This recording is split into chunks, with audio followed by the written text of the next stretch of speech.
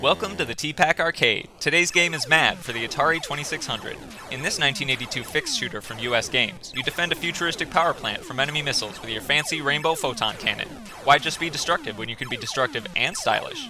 M.A.D stands for Missile Attack and Defense, and I have a love-hate relationship with acronyms like this. Some are cool, like NASA and JPEG, but others bother me for no apparent reason. Case in point, M.A.D. I mean, I'd be angry too if we finally perfected cold fusion and some killjoy started bombing our power plant, but otherwise, there's no correlation here. It makes me so, mad. Anyway, the goal of the game is to shoot down missiles before they crash into your 6 towers, or your cannon. You lose a tower each time that happens too. The cannon stays fixed to the center of the screen and you angle it to blast missiles, which fly back and forth and turn white when they're about to drop. That's your cue for which ones to shoot first, or at least hope they miss your towers. You see, the missiles are deadly, but not always accurate, like a blind hornet or something. Oh no, he's gonna get me! Wait, no, never mind, he just flew into a fence post. The game ends when you lose all your towers, but it's generous enough to let you finish out the current wave even after the last hit. At that point, civilization is already doomed, but it's okay, because I can still squeeze a few more bonus points out of those missiles. You get 100 points for each one on the first 6 waves, and 200 for each beyond that. And they behave differently as you progress too. Like in wave 4, where every missile is white, so you don't know which ones are about to drop, and later waves where they descend twice as fast. As far as visuals go, I really like the simple color coding of the missiles and how that ties into the gameplay, but for some reason the cannon itself feels unusually blobby in spite of its jagged pixels. The thought of firing missiles from a glob of chocolate pudding is hilarious, but I don't think that's quite what the designers were going for.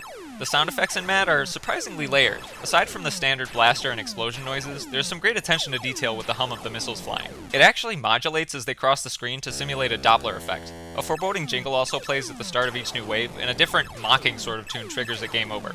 Okay, maybe that's not an entirely accurate way to describe it, but anytime music starts playing in a situation like that, you can't help but resent it a little. Imagine your dentist telling you got a cavity, and then that 60s song Sugar Sugar by the Archies starts blaring from out in the lobby. If you didn't hate the dentist before, you sure do now.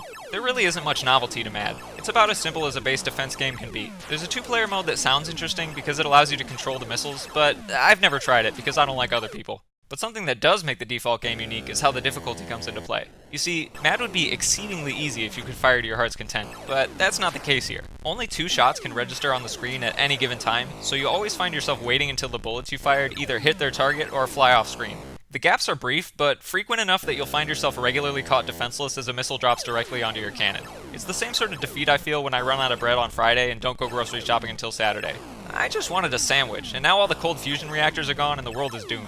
I'm pretty bad at games like this, but I made a goal for myself to break 10,000 points and make it to wave 7 where the max scoring starts, which isn't asking much, but it felt like a good return on my efforts at least. My favorite part of M.A.D is how straightforward everything is. I'm not a big fan of fixed shooters where you fire by angles instead of panning side to side, but M.A.D made this control scheme feel more approachable thanks to just how simple it was. If I could change one thing though, I'd lose the acronym for the title. I guarantee if this game was called Pudding Cannon, it would have sold way more copies back in the 80s.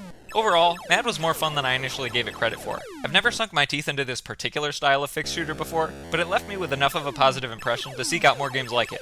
Good on ya, Pudding Cannon.